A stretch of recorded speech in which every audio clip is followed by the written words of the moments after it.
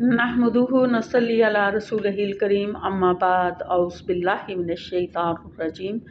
बिस्मिल्लाहिर रहमानिर रहीम। सूरह निसा की आयत नंबर 21। वकैफ़ ताख़ुज़ूनहु वक़द अफ़दा बअदुकुम इला बादिन व अख़ज़ना मिनकुम मिसाक़न ग़लीज़ा। वकैफ़ और कैसे ताख़ुज़ूनहु तुम ले सकते हो उनसे, वक़द अफ़दा और तहकीक के तुम सोबत कर चुके, बाज़ुकुम इला बादिन एक दूसरे के साथ, व आख़ज़ना मिनकुम और उन्होंने लिया है आपसे, मिसाक़न ग़लीज़ा पुख्ता अहद। तो इसमें उससे पिछली जो आयत थी उसमें बताया गया था कि अगर किसी शख्स को अपनी बीवी पसंद नहीं है और उसकी जगह वो दूसरी बीवी करना चाहता है तो चाहे उसने सोने का ढेर दिया हो उससे वो वापस नहीं ले सकता, और सिवाय ये कि उस पर कोई बहतान लगा दे कि उसने कोई वाज़े बेहयाई का काम किया हो तो तब वो अपना हक महर जो है वो वापस ले सकता है। तो अगर अब वो हक महर वापस लेते हैं तो इसका मतलब है कि वो उस पर बेहयाई का इल्ज़ाम लगा रहे हैं, तो वरना जो है हक महर किसी सूरत में वापस नहीं होता। जो भी दिया हो, खा वो एक ख़जाना उसको दे चुका हो, तो वो किसी सूरत में उसको वापस लेने का हकदार नहीं है, इसलिए कि उसके बदले में उससे वो सोबत कर चुका है और उन औरतों ने उनसे पुख्ता अहद लिया है, उनसे वो ले चुकी हैं, लिहाजा उनसे वो किसी सूरत वापस नहीं ले सकती। और उसके बाद आयत नंबर 22 है, वला तनकिहू मा नकाहा आबाउकुम मिनन निसाए, वला तनकिहो ना तुम निकाह करो, मा नकाहा जिससे निकाह किया, आबाउकुम तुम्हारे बापों ने, मिनन निसाए औरतों से, इल्ला मगर, मा कद सलफ़ा जो गुजर चुका, इन्नहु कान फ़ाहिशतम व मक़ता और बेशक ये खुली बेहयाई है और ये गज़ब का काम है, वसा सबीला और ये बुरा रास्ता है। तो इसमें बताया गया है कि ज़माना जाहिलियत में लोग अपनी सौतेली माँ के साथ जो है वो निकाह कर लेते थे, जहाँ विरासत का माल ले लेते थे वहाँ जो है वो सौतेली माँ जो होती थी उसको भी विरासत ही में शामिल कर लेते थे। तो या ये था कि उसको अपनी किसी बात में मर्ज़ी की इजाज़त नहीं होती थी, या अपनी मर्ज़ी से उसका निकाह किसी से करवा देते या ख़ुद कर लेते। तो इसको कहा गया है कि ये अल्लाह के गज़ब को दावत देने के मुतरादिफ़ है, तो जो और बहुत बेहयाई का काम है और बुरा रास्ता है। तो इससे पहले जो हो चुका वो हो चुका, उसकी माफ़ी है, लेकिन आइंदा अगर कोई करेगा तो ये बहुत बड़ा गुनाह है और बेहयाई का काम है। उसके बाद आयत नंबर 23 है, हुर्रिमत हराम की गई है, अलैकुम तुम पर, उम्महातुकुम तुम्हारी माएँ, व बनातुकुम और तुम्हारी बेटियाँ, व अख़वातुकुम और तुम्हारी बहनें, व अम्मातुकुम और तुम्हारी फूफियाँ, व खलातुकुम और तुम्हारी खलाएँ, व बनातुल आखी और तुम्हारी भतीजियाँ, व बनातुल उख्ते और तुम्हारी भांजियाँ, व उम्महातुकुम और तुम्हारे माएँ, अल्लती अरज़ानकुम जिन्होंने तुम्हें दूध पिलाया है, यानी तुम्हारी रज़ाई माएँ, व अख़वातुकुम और तुम्हारी रज़ाई बहनें, मिनल रज़ात दूसरी बहनें, व उम्महाति निसाइकुम और तुम्हारी बीवियों की माएँ,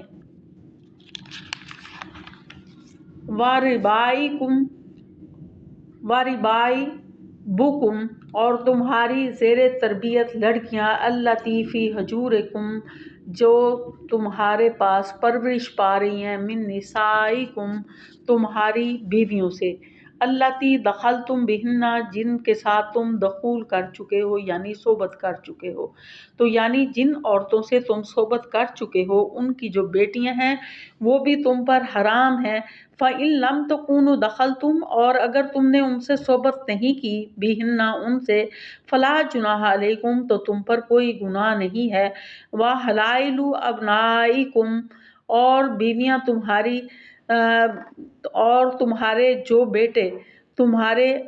सुल्ब से, अल्लाज़ीना मिन अस्लाबिकुम जो तुम्हारे सल्ब से हैं, मन तजमऊ ان کی بیویاں بھی تم پر حرام ہیں۔ وان تجمعوا، اور تم جمع، اور یہ کہ تم جمع کرو بین الاختین دو بہنوں کو، الا ما قد سلف جو گزر چکا، ان اللہ کان غفور الرحیم، بے شک اللہ تعالیٰ بخشنے والا رحم کرنے والا ہے۔ تو اس کا با محاورہ ترجمہ کرتے ہیں تاکہ اچھی طرح سے سمجھ آ جائے کہ تم پر حرام کر دی گئی ہیں تمہاری مائیں اور تمہاری بیٹیاں اور تمہاری بہنیں اور تمہاری پھوپھیاں اور تمہاری خالائیں اور تمہاری بھتیجیاں اور تمہاری بھانجیاں اور تمہاری وہ مائیں جنہوں نے تمہیں دودھ پلایا ہے اور تمہاری بہنیں جو دودھ شریک ہیں اور تمہاری بیویوں کی مائیں اور تمہارے زیر تربیت لڑکیاں جو تمہاری پرورش میں ہیں، تمہاری ان بیویوں سے جن سے تم صحبت کر چکے ہو۔ پھر اگر تم نے ان سے صحبت نہیں کی تو تم پر ان کی بیٹیوں سے نکاح کرنے میں کوئی گناہ نہیں، اور تمہارے جو بیٹے تمہاری صلب سے ہیں ان کی بیویاں بھی تم پر حرام ہیں، اور یہ بھی حرام ہے کہ تم دو بہنوں کے ساتھ ایک ساتھ جو ہے وہ نکاح کرو، لیکن جو گزر چکا وہ گزر چکا، بے شک اللہ تعالیٰ بہت بخشنے والا اور نہایت رحم فرمانے والا ہے۔ تو اس میں بتا دیا گیا ہے کہ حرام رشتے کیا ہیں، کہ ماں ہے، بیٹی ہے، بہن، پھوپھی، خالہ، بھانجی، بھتیجی، ان سب سے نکاح کرنا جو ہے وہ جائز نہیں ہے۔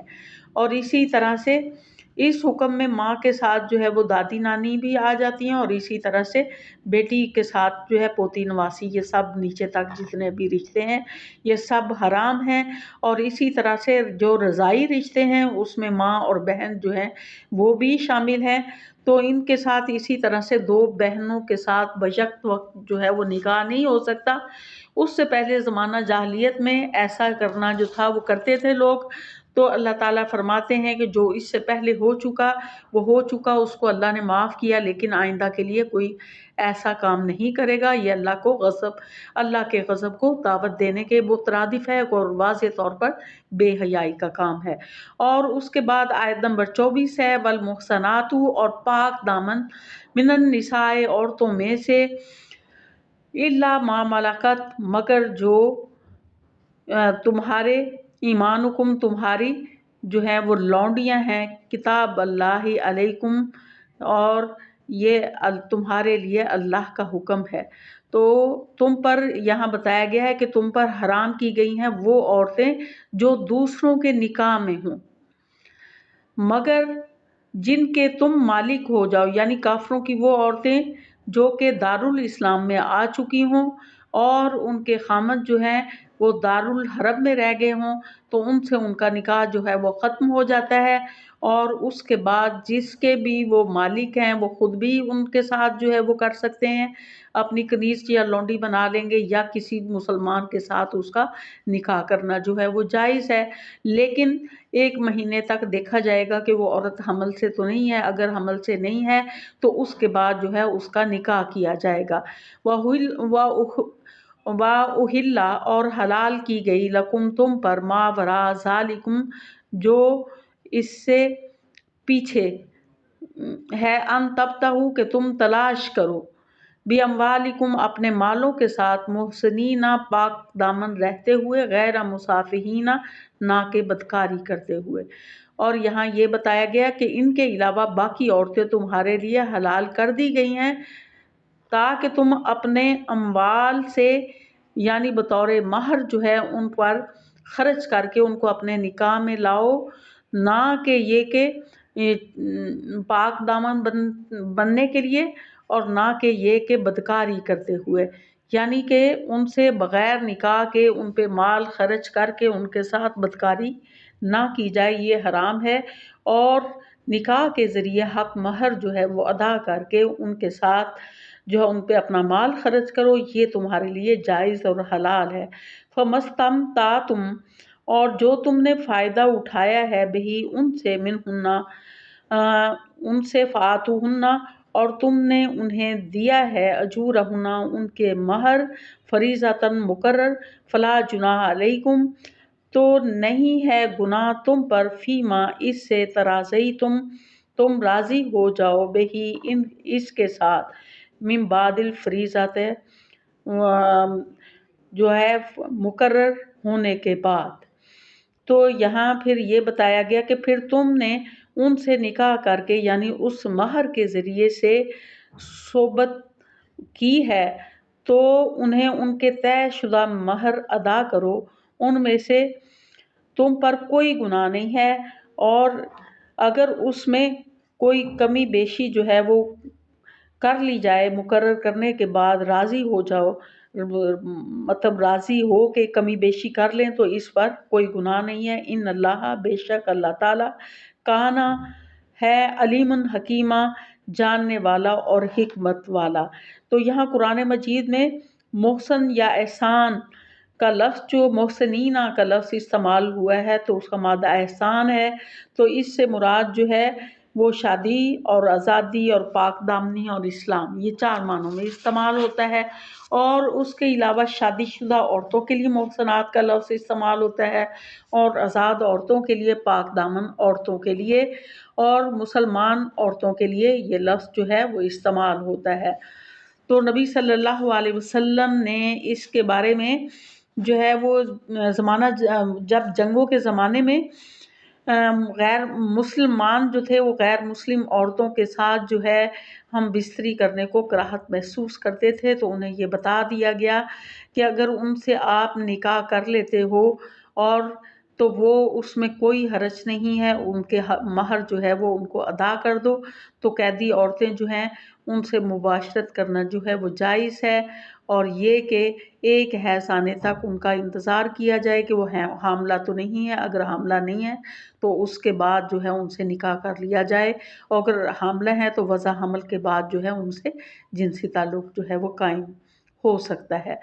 تو لونڈی کا نکاح جو ہے وہ آزاد عورت سے کم ہے، اور اسی طرح سے اگر کوئی لونڈی بعد میں غلط کام کرتی ہے تو اس کی سزا بھی آدھی ہے۔ تو اس طرح سے معاشرے میں بگاڑ کو ختم کرنے کے لیے جنگوں میں سے جو عورتیں آتی تھیں تو مسلمان مردوں کو حکم دیا گیا کہ وہ ان کو مہر ادا کر کے ان سے نکاح کر لیں، تو یہ ان کے لیے جائز ہے۔ پھر اس کے بعد آیت نمبر 25 ہے، وَمَن لَّمْ يَسْتَطِعْ، اور جو کوئی طاقت نہ رکھتا ہو، منکم تم میں سے، طولاً مال، یعنی کوئی اتنا مال نہ رکھتا ہو، این ینکح المحصنات، کہ وہ مومنات کہ وہ آزاد عورت کے ساتھ نکاح کرے، فَمِن مَا مَلَکَتْ ایمانکم، تو پھر جو تمہاری کنیز ہیں ان سے تم نکاح کر لو، من فتیاتکم، اپنی کنیزوں میں سے، مومنات جو کہ مومن ہیں، کہ جو مومن کنیزیں ہیں ان سے نکاح کر لو، کیونکہ آزاد عورت جو ہے اس کا حق مہر جو ہے وہ زیادہ ہوتا ہے، اور جو لونڈی ہوتی ہے اس کا حق مہر کم ہوتا ہے۔ تو اگر کوئی اتنی استطاعت نہیں رکھتا کہ وہ آزاد عورت کے ساتھ نکاح کرے تو پھر اس کے لیے یہ جائز ہے کہ وہ لونڈی کے ساتھ جو ہے وہ نکاح کر لے۔ واللہ اعلم بایمانکم، اور اللہ تعالیٰ تمہارے ایمان کو خوب جانتا ہے، بعضکم من بعض، کہ جو تم آپس میں تم سب ایک ہی ہو، فن کیوں نہ، پس تم ان سے نکاح کر لو، کہ تم سب آپس میں ایک ہی ہو، یعنی مراد ایک آدم کی اولاد ہو تو تمہارا آپس میں ایک دوسرے کے ساتھ نکاح کرنا جو ہے وہ جائز ہے، ہاں وہ لونڈیاں ہیں، کیونکہ سب آدم علیہ السلام کی اولاد ہیں۔ بِإِذْنِ أَهْلِهِنَّ، کہ ان کے جو گھر والے ہیں ان کی اجازت ہے، یعنی جن کی وہ لونڈی ہے ان کی اجازت کے ساتھ جو ہے ان کے مہر مقرر کر کے معروف طریقہ کے مطابق وہ ادا کر کے ان سے نکاح کرنا جو ہے وہ جائز ہے۔ وَآتُوهُنَّ أُجُورَهُنَّ، اور انہیں دو ان کے مہر، بالمعروف، معروف کے مطابق، یعنی جو رواج ہے اس کے مطابق، محصنات، پاک دامن رہتے ہوئے، غیر مصافحات، نہ کہ بدکاری کرنے کے لیے، بلا متخذات، اور نہ ہی وہ کرنے والی ہوں چھپی ہوئی اخدانی، چھپی ہوئی دوستی، فیضا احسنا، اور جب کہ وہ آ جائیں نکاح میں، فَإِنْ آتَيْنَا، اور اگر وہ آ جائیں نکاح میں، بفاحشۃ، اور کریں بے حیائی، فعلیہن نصف، تو ان پر سزا ہے آدھی، ما علی المحصنات، جو اوپر ہے پاک دامن عورت پر من العذاب عذاب میں سے، کہ جو آزاد عورت ہے، پاک دامن عورت ہے، اس کی جتنی سزا ہے اس سے آدھی سزا جو ہے وہ لونڈی کی ہے اگر وہ بدکاری کرتی ہے، یعنی آزاد عورت کی سزا جو ہے وہ 100 کوڑے ہے اگر وہ بدکاری کرتی ہے، اور جو لونڈی ہے اگر وہ بدکاری کرتی ہے تو اس کی سزا جو ہے 50 کوڑے ہے۔ ذالکا، یہ اس لیے ہے، لمن خشیہ، جو ڈرے، آنتا، خشیل آنتا، گناہ سے، منکم، تم میں سے، وان تصبروا، اور یہ کہ تم صبر کرو، خیرن لکم، تو یہ تمہارے لیے بہتر ہے، واللہ غفور الرحیم، بے شک اللہ تعالیٰ بخشنے والا رحم کرنے والا ہے۔ تو اس میں واضح طور پر بتا دیا گیا ہے کہ تم میں سے جو مالی طور پر طاقت نہیں رکھتے کہ وہ آزاد عورتوں کے ساتھ نکاح کر لیں، تو ان کے لیے یہ جائز ہے کہ وہ مسلمان کنیزوں سے نکاح کر لیں جن کے وہ مالک ہیں، اور اللہ تعالیٰ تمہارے ایمان کو خوب جانتا ہے کہ تم آپس میں ایک ہی ہو، پس ان کے مالکوں کی اجازت سے ان سے نکاح کرو، اور ان کے مہر انہیں معروف طریقہ کے مطابق ادا کرو، کہ وہ پاک دامنی اختیار کرنے والی ہوں، اور نہ کہ بدکاری کرنے والی ہوں، اور نہ ہی کوئی چھپی دوستی کرنے والی ہوں، اور جب وہ نکاح کی وجہ سے حفاظت میں آ جائیں، پھر اگر وہ بدکاری کا ارتکاب کریں تو جو سزا آزاد عورتوں کے لیے ہے ان پر ان سے آدھی سزا ہے، اور تم میں سے اگر اس کے لیے جو نکاح نہ ہونے کی صورت میں گناہ میں مبتلا ہوتی ہیں تو انہیں اللہ سے ڈرو، اور اگر تم صبر کرو تو یہ تمہارے لیے جو ہے وہ زیادہ بہتر ہے، تو تمہارے لیے بہت بہتر ہے، اللہ بہت بخشنے والا رحم فرمانے والا ہے۔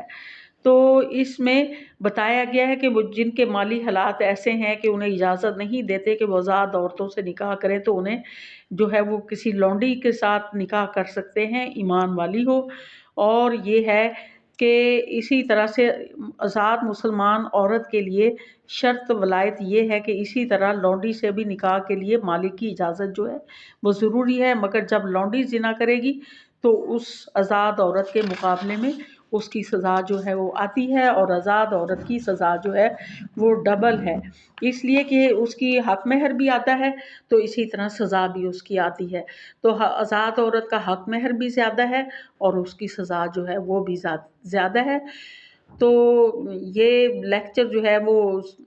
سنیں بھی اور اس سے فائدہ بھی اٹھائیں، اس کو سبسکرائب بھی کریں اور اس کو آگے بھی شیئر کریں، لائک بھی کریں، تاکہ زیادہ سے زیادہ لوگوں تک یہ پہنچے اور اس ثواب میں آپ بھی شامل ہو، قرآن پاک کو جاننے میں، اس کو سمجھنے میں، تاکہ ہمارا ایمان جو ہے وہ بہتر سے بہتر ہو اور اللہ کے حضور جو ہیں وہ ہم کامیاب ہو جائیں۔ تو کوشش کیا کریں کہ اس کو آگے بھی شیئر کر دیا کریں تاکہ اس ثواب میں آپ بھی شامل ہوں۔ آخر دعوانا الحمدللہ رب العالمین۔